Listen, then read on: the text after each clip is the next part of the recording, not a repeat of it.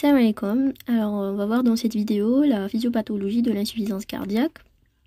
Donc, ce résumé, c'est le résumé proprement dit de notre cours officiel, parce que le résumé précédent, c'était un cours, c'était un résumé en général, mais là, celui-là, c'est celui de notre cours officiel. Bon, on commence directement. L'insuffisance cardiaque aiguë, elle est définie par la défaillance cardiaque, c'est-à-dire le cœur n'est plus capable d'assurer sa fonction principale qui est la propulsion du sang. Donc il est insuffisant, il est en défaillance, donc il n'est plus capable. La fonction principale du cœur, c'est la propulsion du sang. S'il n'est plus capable, eh ben, il tombe dans l'insuffisance parce que il ne va plus pouvoir assurer le débit cardiaque suffisant pour les besoins des organes, principalement les organes nobles, le cerveau, les reins, les muscles également. Donc, et là, c'est très très grave.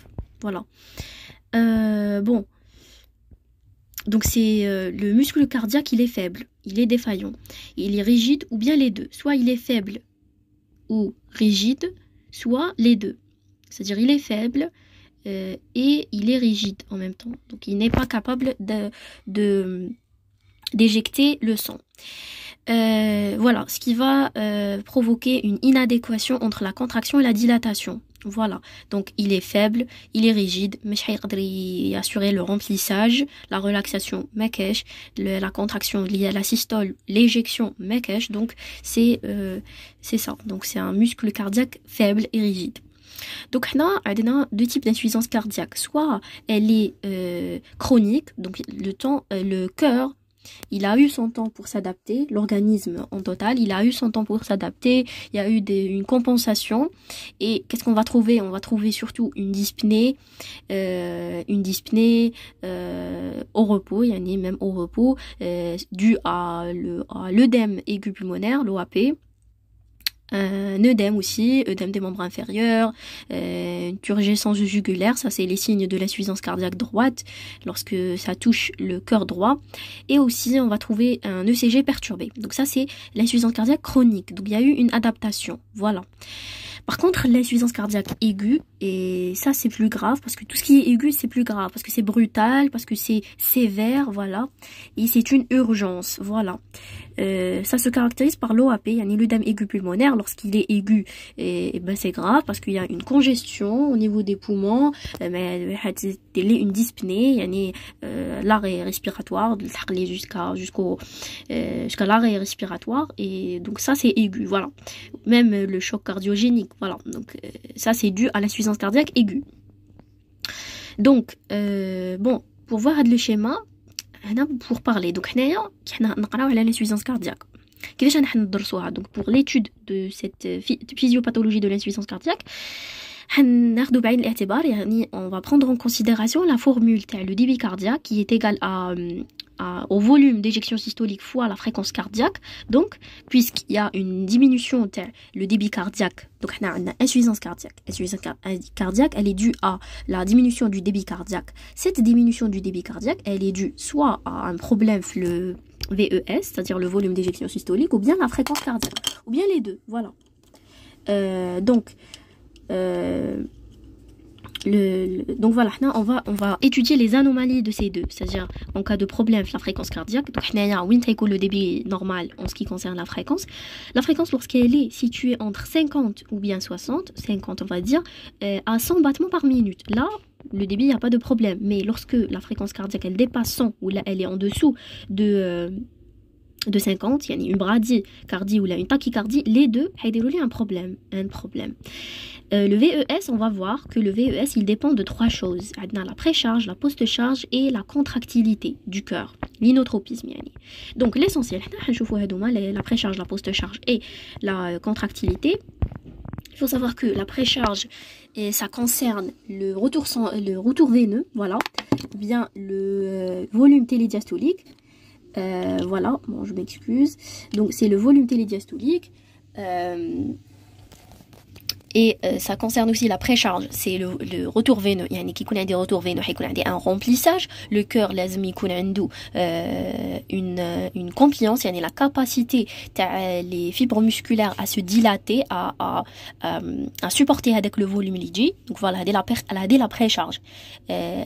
Voilà, elle dépend de deux choses, la précharge. Le retour veineux ou la compliance, يعني la capacité du cœur à s'étirer.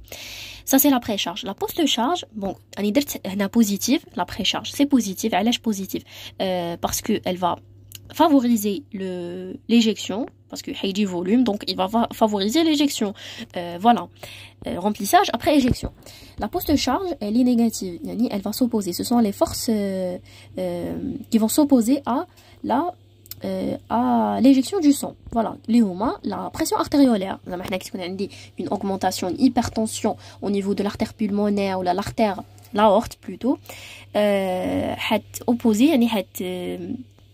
Elle va diminuer la force le cœur et éjecter le sang. Elle va s'opposer à l'éjection du sang. Et du coup, le corps qui est normal, bien sûr, l'état physiologique, il va augmenter sa pression pour se contracter. Mais lorsqu'il est défaillant, lorsqu'il y a une insuffisance, il ne va pas pouvoir vaincre la force artériolaire. Donc, allez, c'est la post-charge. On a deux côtés. Bien sûr, on a le côté gauche, c'est la post-charge. Voilà, la post-charge de l'aorte, voilà, la post-charge de l'aorte. Le côté gauche, c'est la post-charge de l'artère pulmonaire, voilà. Et pour la précharge, on a la précharge les veines pulmonaires, qui vont assurer le retour veineux, ou les veines pulmonaires, le sang, les poumons. Donc ça, c'est le remplissage, il va favoriser le VES. La précharge, le côté droit, c'est la veine cave supérieure et inférieure, voilà, qui vont ramener le sang veineux, voilà. Pour la contractilité, bien l'inotropisme du ventricule, c'est une caractéristique très importante qui va assurer l'éjection, voilà, parce que lorsqu'il se contracte, il va pousser avec le sang et donc on aura une éjection, voilà. Alors voilà, la formule TANA, c'est le VES fois la fréquence cardiaque, et sachant que le VES, il est égal au volume télédiastolique moins le volume télésystolique, le volume de la fin de la diastole moins le volume de la fin de la systole, fois la fréquence cardiaque. Il est égal à peu près 5 litres par minute. Donc, le débit, 5 litres par minute. Lorsqu'il est insuffisant, il diminue à 5 litres par minute, surtout lorsqu'il y a une augmentation des besoins à l'effort, ou là, on tombe dans l'insuffisance. Voilà, donc voilà, donc voilà, c'est ça, ce que je viens de dire. La précharge, la post-charge, la contractilité. Donc, bon, on va essayer d'expliquer un petit peu. Au niveau du poumon, ils vont se passer les échanges alvéolo-capillaires, les échanges gazeux, pour se charger en oxygène et éliminer le CO2. Donc, elle se passe la barrière alvéolo-capillaire, entre l'alvéole et les capillaires sanguins, voilà. Donc, on a trois espaces. On a l'alvéole, on a le milieu interstitiel entre les deux, et on a le capillaire sanguin. Le capillaire sanguin, il dit le CO2, l'alvéole, il dit le CO2, ou voilà, à l'expiration, il va sortir, et il va ramener par l'inspiration l'oxygène, qui sera acheminé par les veines pulmonaires jusqu'au côté gauche, le cœur. D'accord. Donc, c'est ce qu'on appelle le phénomène de l'hématose. Ok. Voilà. Donc, elle dit, la loi de Starling, de Franz Starling, qui concerne les pressions oncotiques et hydrostatiques, qui connaît une pression hydrostatique importante au niveau du capillaire, et ben le sang il va sortir. On va bien l'expliquer en ce qui concerne l'œdème aigu du poumon. Donc une augmentation de la pression hydrostatique, donc le sang ou le plasma il va sortir complètement du capillaire sanguin, il va provoquer une inondation des alvéoles. Et ça c'est la congestion pulmonaire. La pression oncotique, quant à elle, donc c'est le contraire, elle va empêcher la sortie le sang, tout ce qui est liquide, elle garde, elle retient le sang, et donc lorsqu'elle est élevée, ça m'a fait les capillaires, le liquide et voilà, donc voilà, ça c'est en ce qui concerne l'hématose. Donc la précharge et la post-charge. Lorsque la précharge, elle va assurer l'alimentation du sang au cœur. Voilà, c'est le retour veineux, donc c'est le système veineux capacitif, et la poste charge c'est l'éjection du sang, voilà. Donc elle va s'opposer à l'éjection du sang, donc voilà, c'est tout ce qui est pression, système artériel résistif, voilà. Donc lorsqu'il y a une augmentation de la précharge, elle va provoquer une augmentation du travail myocardique, parce qu'il y a beaucoup de retours veineux, il y a une augmentation de la volémie, il y a une hypervolémie, voilà, et donc il y aura une augmentation du travail myocardique. Pour la diminution de la précharge, on aura, donc ça c'est en cas de consommation de diurétiques, de prise de diurétiques, à la benne les diurétiques, l'élimination de l'excès du volume. Donc ça va diminuer le travail myocardique. Et donc ça, on va la revoir. On va le revoir les traitements. Voilà, le traitement, l'insuffisance cardiaque. Voilà. Pour l'augmentation de la poste-charge, ça va provoquer une augmentation du travail cardiaque. Donc, on va les voir technique la compensation. Et ça, c'est pas bien. Travail cardiaque augmenté, c'est pas bien. En cas d'HTA ou la vasoconstriction. Donc, la vasoconstriction, elle dit l'hypertension. Donc, ça va augmenter la poste-charge et du coup, augmentation du travail cardiaque. Pour qu'il essaye, le cœur, il va augmenter son travail pour qu'il puisse vaincre la résistance.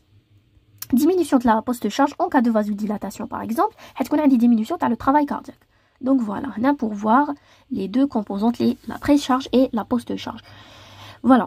Alors, donc, lorsque j'ai une insuffisance cardiaque, ça va provoquer une diminution du débit cardiaque. Alors, donc, on va les conséquences. Qu'est-ce qui va se passer?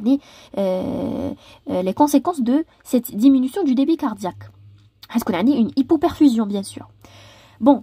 Pour une diminution du débit cardiaque, on va parler d'abord activation du système sympathique. Parce que le cœur, il va essayer de compenser la diminution du débit cardiaque. Comment? C'est une diminution de la pression. La pression. Donc il va essayer d'augmenter son travail cardiaque. Il y aura l'activation la stimulation des barorécepteurs qui sont sensibles aux variations de la pression, qui vont donc stimuler le système sympathique au niveau du système nerveux autonome. Et donc, les systèmes nerveux sympathiques à la belle, augmentation du rythme cardiaque, c'est-à-dire il va provoquer une tachycardie. Voilà, augmentation de la fréquence cardiaque, c'est ça. Également, un rôle ou une conséquence secondaire, c'est l'augmentation du retour veineux. Mais là, c'est surtout la fréquence cardiaque qui sera augmentée en cas d'activation du système sympathique. Système sympathique, il surtout la fréquence. Donc, il y a une tachycardie, d'accord, par vasoconstriction. Donc, augmentation de la poste-charge, pour le système sympathique. Pour le débit rénal, en ce qui concerne le rein, est-ce qu'on a une diminution de le débit cardiaque? Qu'est-ce qui va se passer? J'aurai une hypoperfusion du rein. Donc, diminution de le DFG, débit de filtration glomérulaire, diminution de le débit sanguin rénal, etc. Donc, hypoperfusion totale de le rein. Il y aura la stimulation de le système rénine-angiotensine-aldostérone. Voilà. Voilà, donc système rénine-angiotensine-aldostérone, qu'est-ce qui va se passer? Donc, il y aura la libération de l'angiotensine. L'angiotensine, c'est quoi son rôle? C'est la vasoconstriction, ou l'aldostérone, c'est quoi son rôle? Elle va provoquer une rétention hydrosodée, c'est-à-dire la réabsorption de sodium. Et donc, j'aurai une rétention hydrosodée qui va provoquer une hypervolémie, une augmentation du volume. Le retour veineux. Donc, augmentation de la précharge et la poste-charge. Poste-charge parce que d'être une vasoconstriction, je connais l'angiotensine. La précharge parce que j'ai eu une rétention hydrosodée due à l'activation de l'aldostérone. Voilà, donc augmentation du retour veineux. Donc, c'est la compensation. Le cœur, il est en train d'essayer de compenser l'insuffisance cardiaque. D'accord? Donc, les deux, le système sympathique et le système rénine-angiotensine-aldostérone déroulent augmentation de le retour veineux ou augmentation de la résistance. Le cœur, puisqu'il y a une augmentation du retour veineux, il va se dilater, donc j'aurai une dilatation du ventricule qui va être à l'origine d'une diminution de la contractilité, donc le cœur n'est plus capable de se contracter, et donc augmentation du travail cardiaque avec la consommation de l'oxygène, et ça, c'est très très grave. Cette compensation, on va dire, c'est une compensation, c'est bien. Mais non, c'est pas une compensation qui est très très grave déjà. Donc elle va augmenter le travail cardiaque qui est très toxique. Donc les deux systèmes, ils sont toxiques. Système sympathique et rénine-angiotensin-aldostérone, ils sont toxiques. Ils essayent de compenser, mais non, c'est pas une compensation qui va corriger cette insuffisance. Elle va augmenter le travail cardiaque et déjà une défaillance. Voilà. Donc, par conséquent, j'aurai une diminution de la relaxation du VG parce que ici, il compense, il augmente son travail, il augmente. Donc, il n'y a pas de relaxation. En plus, il est rigide. En même temps, il est rigide. Et donc, diminution du remplissage du VG. Diminution du remplissage, il n'y a pas de relaxation, il n'y a pas de diastole. Voilà. Et donc, diminution de le VES et diminution de le débit cardiaque. Pas d'éjection et donc diminution du débit cardiaque. Encore pire. Voilà. Donc, maintenant, on va parler d'une notion très importante aussi, c'est la fraction d'éjection. Qu'est-ce que c'est que cette fraction? Donc, on a le VES, le volume d'éjection systolique, il est égal à quoi? C'est 60% de le volume télédiastolique. Le volume l'éjection, c'est 60% le volume télédiastolique, en fin de diastole. 60%. 60% c'est la fraction d'éjection. Le volume d'éjection systolique, il est égal à quoi? À la fraction d'éjection fois le volume télédiastolique. Fraction d'éjection, 60%. Donc je l'ai bien expliqué dans la vidéo précédente, l'essentiel. La fraction d'éjection, lorsqu'elle est supérieure ou égale à 50%, ça va, on va dire qu'elle est conservée. C'est une insuffisance cardiaque à fraction d'éjection conservée. Et là, ça va. Une insuffisance cardiaque très très grave. Mais lorsque la fraction d'éjection, elle est entre 40 et 49, là on va dire qu'elle est modérément réduite. Et lorsqu'elle est inférieure à 40, là c'est plus grave. Donc là, il y a une altération. Elle est altérée. Voilà. Bon, on va faire une petite classification des syndromes d'insuffisance cardiaque aiguë. Voilà, sachant qu'on parle du cas aigu. Donc, on a plusieurs syndromes. Soit une décompensation aiguë en cas d'insuffisance cardiaque chronique, surtout des œdèmes périphériques avec une congestion. Les œdèmes périphériques sont dus à l'insuffisance cardiaque droite. Donc, on va les expliquer sur la page suivante. La congestion, c'est surtout la congestion pulmonaire, l'OAP. Également, on a le syndrome, l'OAP, l'œdème pulmonaire cardiogénique.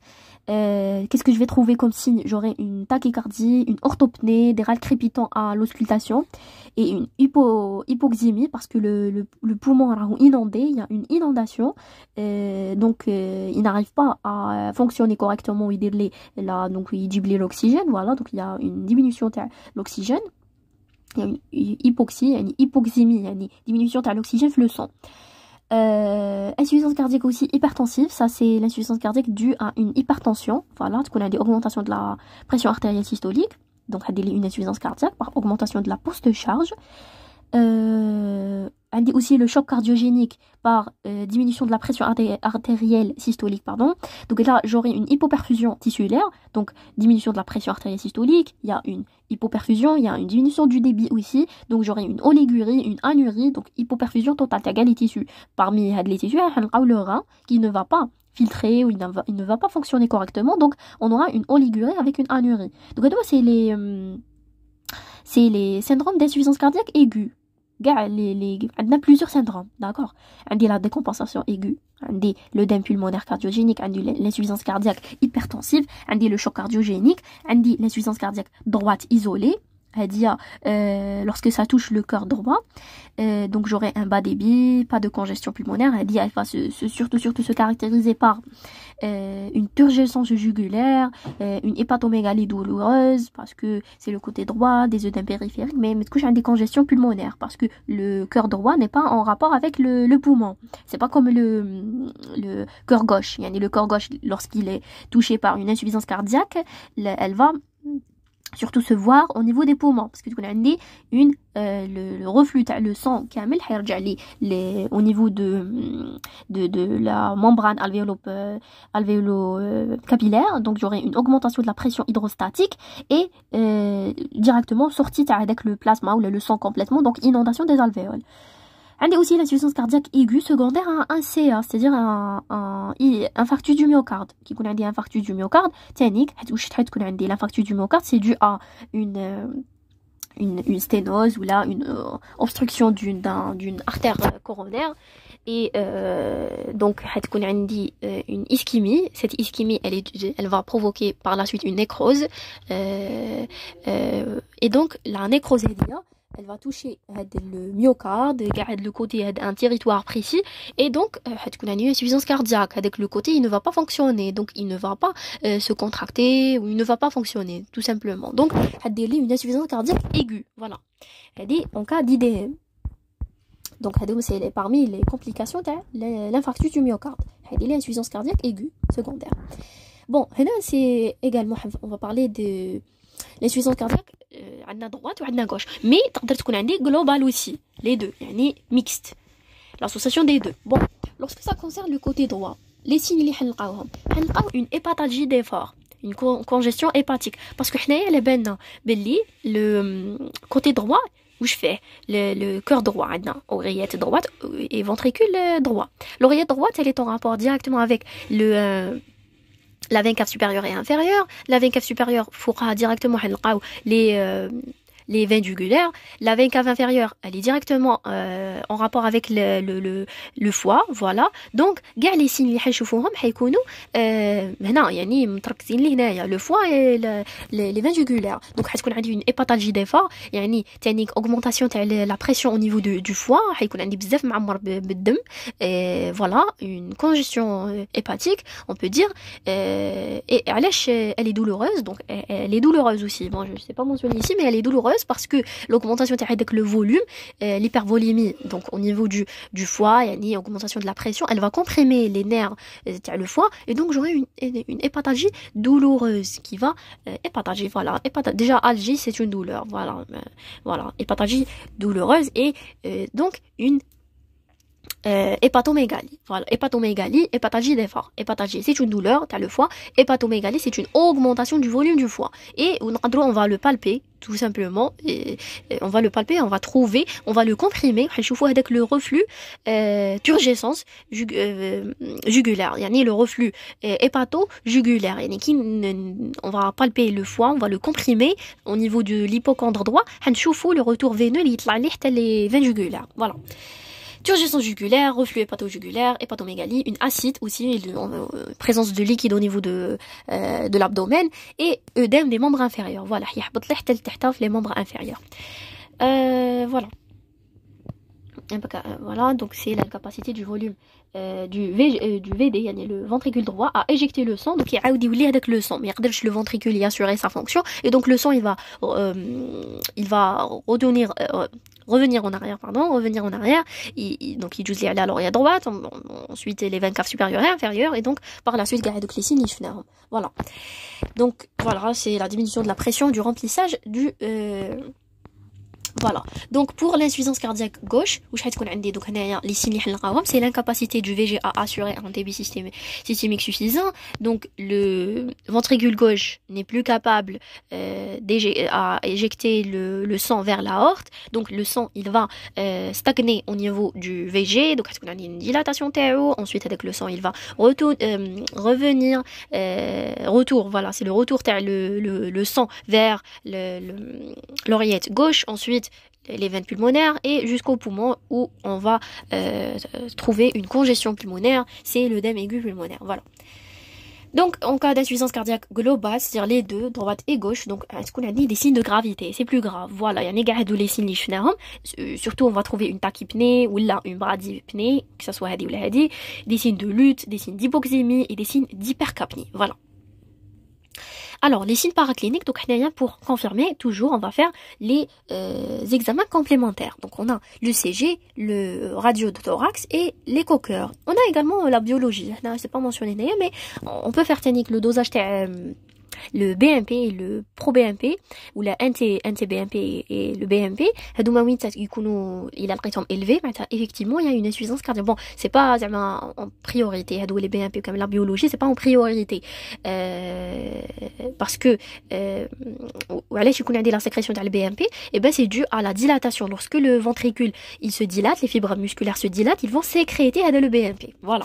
Donc je peux confirmer par le BMP, mais c'est pas en priorité. J'ai donc le CG. Qu'est-ce que je vais trouver à l'ECG? Je vais trouver une tachycardie sinusale ou là une ACFA, c'est-à-dire une fibrillation atriale, une hypertrophie du ventricule gauche, un bloc de branche gauche. Il n'y a pas une transmission le flux, une onde de Q de nécrose en cas d'IDM, c'est-à-dire l'infarctus du myocarde. C'est lorsqu'on a une insuffisance cardiaque secondaire due à un IDM. Les troubles du rythme aussi, donc le CG les signes. Pour la radiographie du thorax, je vais trouver une cardiomégalie, voilà. Et aussi les signes de l'OAP. Donc le poumon en général on va pas le voir parce qu'il est rempli d'air, mais lorsqu'il devient rempli de liquide en cas de congestion, en cas d'œdème, eh ben je vais trouver une opacité. L'opacité on des lignes de Kerley, voilà, et des ailes d'aspect ailes de papillon, c'est-à-dire voilà les aspects qui connaissent une congestion pulmonaire. L'écho-cœur, donc c'est l'examen idéal qui va nous permettre de poser le diagnostic. Donc je vais trouver une dysfonction systolique lorsque j'ai une fraction d'éjection altérée. Il y a une qui altérée la fraction d'éjection inférieure à 40%. L'anomalie ou la dysfonction, elle est systolique. D'accord. Ou qui la fraction d'éjection conservée, il y a une imabine 50-60%. La dysfonction, elle est diastolique. Donc elle est toujours à cas. Une dilatation des ventricules aussi, je peux la voir. L'écho-cœur, c'est l'examen idéal et il va nous permettre de voir le cœur, les cavités, ou le Doppler pour voir le flux cardiaque, le reflux, etc., le sang. Donc voilà. Alors, donc on a toujours la décompensation. Je viens de l'expliquer. Le cœur droit, c'est donc en amont du cœur droit. Qu'est-ce que je vais trouver? Je vais trouver les veines jugulaires et en amont, il y a après. Et la périphérie ou le foie tannique, la complication. Donc c'est les complications au niveau du foie, la périphérie et les veines jugulaires pour le cœur droit. Et voilà, donc c'est plus organisé, je vais plutôt dire ce que j'ai expliqué auparavant. Pour le côté gauche, donc en amont, qu'est-ce que j'ai les poumons, donc ils seront altérés en cas d'insuffisance gauche par l'accumulation du sang et donc à l'origine d'une OAP, voilà, ou l'aide OAP, voilà. Alors pour le traitement, très important, alors le but c'est quoi en fait le traitement? C'est de diminuer la pression sur le cœur parce le cœur il est en train d'augmenter son travail cardiaque.